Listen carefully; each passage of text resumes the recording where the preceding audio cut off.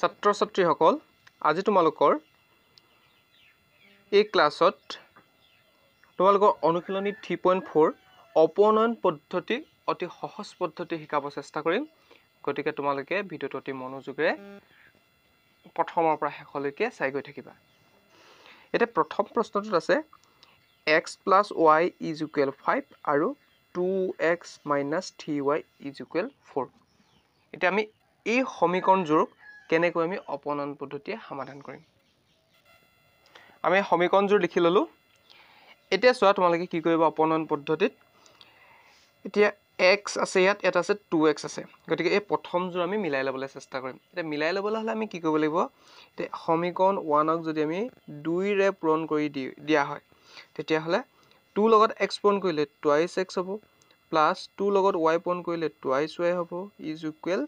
2 লগত 5 পূৰণ কৰিলে 2 5 গুণ 10 হ'ব ইয়াক আমি 3 নম্বৰ সমীকৰণ বুলি লৈ লৈছো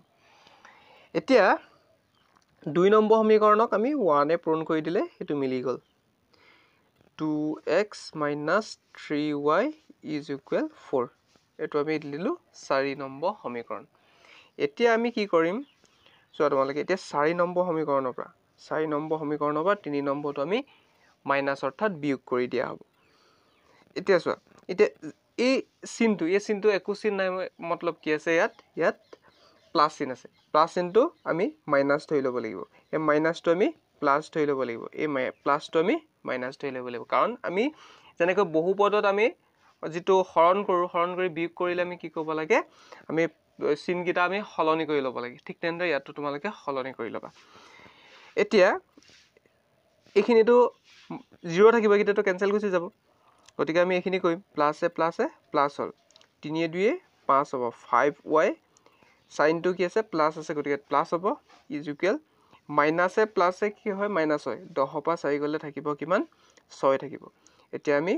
y মানটো পালো y ইকুৱেল কিমান হ'ব 6/5 হ'ব এতিয়া y ইকুৱেল পালো এতিয়া আমি কি মানটো উলিয়াম এতিয়া আমি x মানটো নেম x মানটো উলিয়াবলৈ সমীকৰণ 1ত কি সমান পাতিম y মান পাতিম y মান পাতি সমীকৰণ 1ত y মান পাতি দিলে কি হ'ব সমীকৰণ 1 কোনটো আছিল x প্লাস y মানটো আছিল 6/5 = 5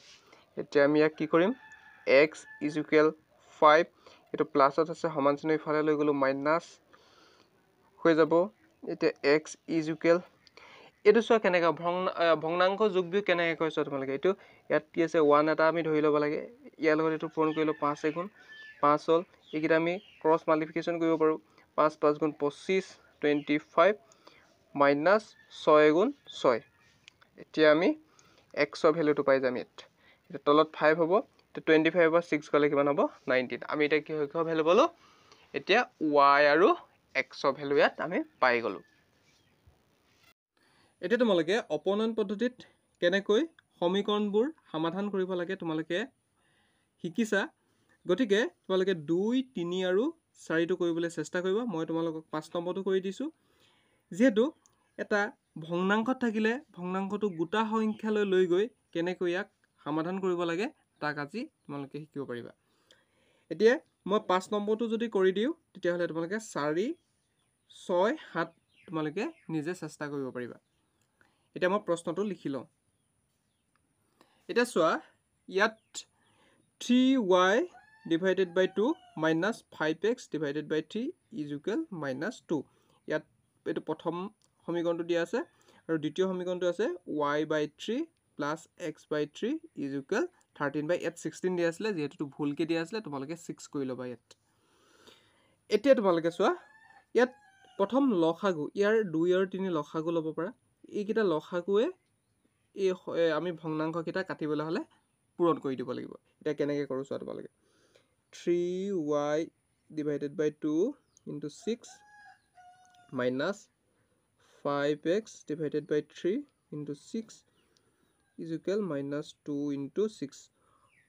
সবতে কি কৰিলো মই 6 পূৰণ কৰিলো মানে লসাগুৱে পূৰণ কৰিলো তেতিয়া হলে তো আমি গোটা সংখ্যাত পাই যাম 2 3 গুণ 6 3 2 গুণ 6 এতিয়া আমি ইয়াত লিখিব পাৰো 3 3 গুণ 9 9y হ'ব minus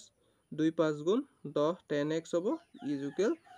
2 6 গুণ 12 মাইনাছ 12 ইয়াক আমি ধৰি ল'লোঁ 1 নম্বৰ সমীকৰণ এতিয়া আমি 2 নম্বৰত চাম এতিয়া ইয়াত একে কৰিম y/3 ইয়াতো আমি কি কৰিম 6 পূৰণ কৰি দিম plus x/3 into 6 is equal 13/6 into 6 এতিয়া ইয়াতো আমি কটাকটি কৰিম কটাকটি কৰিলে ইয়াত 2 3 গুণ 6 3 2 গুণ 6 আৰু 6 6 ইয়াত কেনসেল গুচি যাব এতিয়া ইয়াত থাকিলে কি 2y থাকিলে প্লাছ 2x থাকিলে is equal 13 থাকিলে এটো আমি 2 নম্বৰ সমীকৰণ পালো এতিয়া আমি সমীকৰণ দুটা পালো ঠিকই এতিয়া এই সমীকৰণ দুটা প্ৰথম কিটা আমি মিলাই ল'ব লাগিব ইয়াত যেহেতু কি আছে 9 হৈ আছে ইয়াত এতিয়া আমি সমীকৰণ 1 ক 2 এ পূৰণ কৰিটো তেতিয়া মিলি যাব 2 এ 9 পূৰণ কৰিলে কিমান হ'ব 2 9 গুণ 18 18y মাইনাস 2 10 গুণ 20 20x is equal মাইনাস কিমান হ'বগে 2 24 24 এটো আমি ধৰি ললো 3 নম্বৰ সমীকৰণ এতিয়া আমি সমীকৰণ 2 যেহেতু ইয়াত 2 আছে সমীকৰণ 2 ক 9 পূৰণ কৰিলো 9 পূৰণ কৰিলে 2 9 গুণ 18y হ'ব প্লাস 2 10 গুণ 18x হ'ব is equal আমি 9 13 পূৰণ কৰিলে কিমান হ'ব 9 3 গুণ 27 7 উকলিব 2 9 গুণ 9 ইয়াত কিমান হ'বগে 11 হ'ব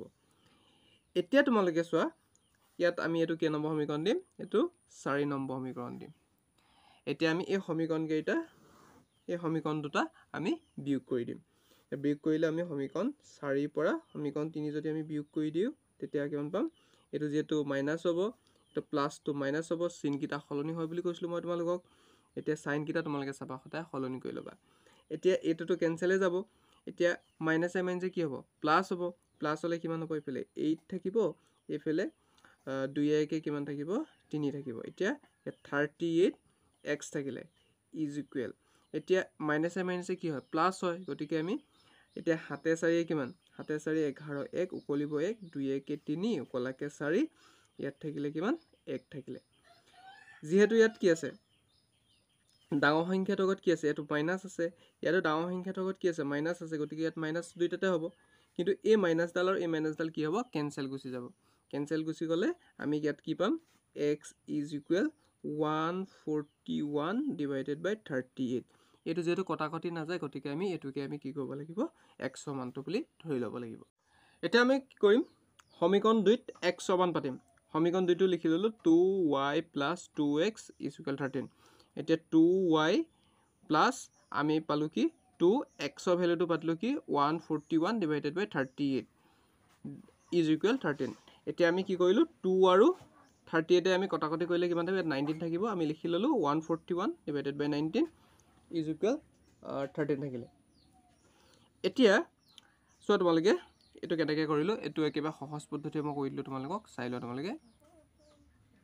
যদি তোমালোকে বুজি নোপোৱা তেতিয়াও তোমালোকে মোক কমেন্ট কৰি সুধিব পাৰা এটো কেনেকৈ হল